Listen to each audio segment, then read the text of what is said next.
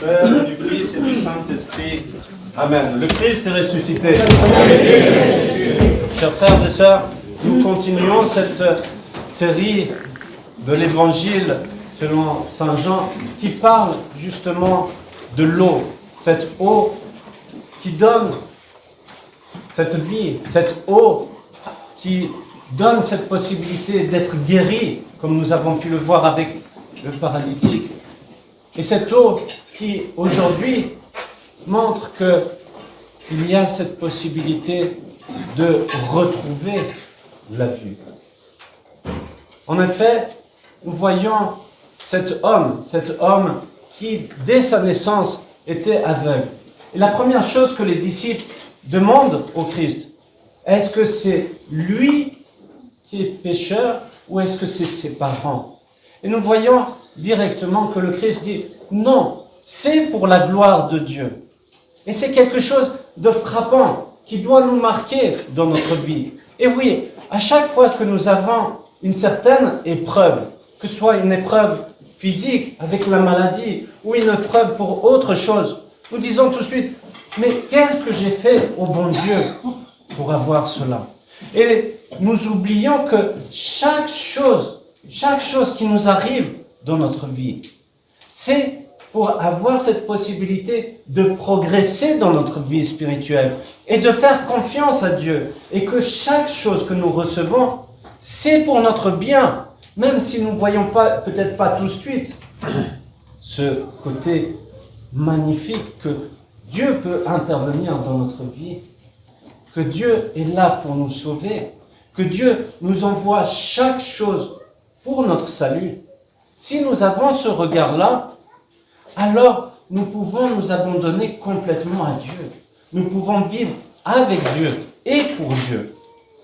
Et c'est là où nous comprenons tout ce sens de cette cécité, que nous sommes finalement tous aveugles. Nous sommes aveugles. Nous n'avons pas cette possibilité de voir que dans chaque chose, c'est une action de Dieu. C'est quelque chose qui est donné pour notre salut, pour notre progrès, pour nous rapprocher de plus en plus de Dieu. Et nous voyons que ce jeune homme qui reçoit cette guérison du Christ, parce que finalement, cette eau de la piscine de Siloé, qui est l'envoyé, c'est le Christ lui-même qui guérit. Et que nous avons cette possibilité d'être guéris spirituellement par Dieu, que par notre baptême, nous avons cette possibilité d'être guéris, d'être sauvés. Et vous voyez que les pères de l'Église, Saint Isaac, dans ses discours, montrent que la première chose qui se passe, c'est pas par la vue, mais par l'ouïe, en entendant la bonne nouvelle. C'est pour ça que le Christ a dit à ses disciples d'aller annoncer cette bonne nouvelle, que le Christ est mort et il est ressuscité pour notre salut. Et c'est à partir de cela que nous pouvons commencer à rentrer dans ce cheminement spirituel, à être dans cette recherche de Dieu. Et que si nous n'arrivons pas à proclamer que Jésus est le Christ, est loin, est le Sauveur, alors c'est en vain que nous faisons cela. Nous avons à être dans cette confiance, dans cette proclamation de foi que Jésus est mon Seigneur et mon Dieu, comme dit Thomas, comme le dit l'aveugle à la fin de cette péricope. Nous avons à proclamer cela. Mais souvent, nous n'osons pas. Nous n'avons pas cette force, nous n'avons pas cette joie de dire « Oui, je crois en lui ».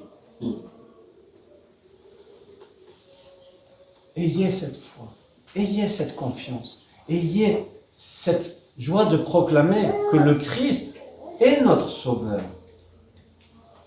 Et petit à petit, dans ce cheminement spirituel, à partir du baptême, nous avons cette possibilité petit à petit de goûter à ces fruits spirituels. Mais Saint Silouane dit bien que l'humilité est l'œil par lequel nous pouvons voir la lumière divine. Cela veut dire que sans humilité, sans cette humilité, nous ne pouvons rien faire. Parce que nous nous retournons que sur nous-mêmes. Nous avons toujours cette vanité qui est là, qui est pour nous montrer, pour être le centre du monde, au lieu de placer Dieu en premier.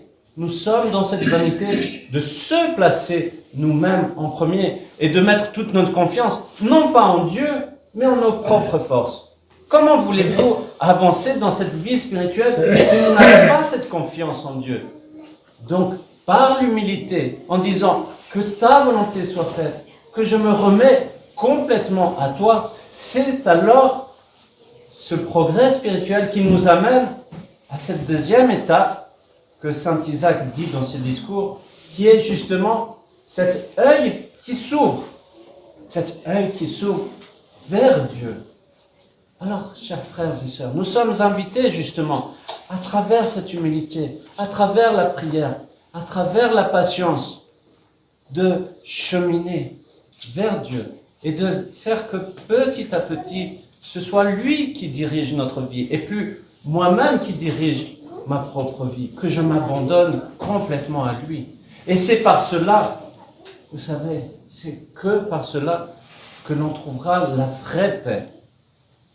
La vraie paix. Comme on est agité à l'intérieur de nous, on est tellement agité. Dès qu'il y a un souci, on est dans cette agitation. Dès qu'on repense à un souvenir de quelque chose qui s'est passé de négatif, nous sommes dans cette tempête. Confiez-vous à Dieu. Ayez cette foi, ayez cette confiance en lui par les prières de tous les saints. Amen. Amen.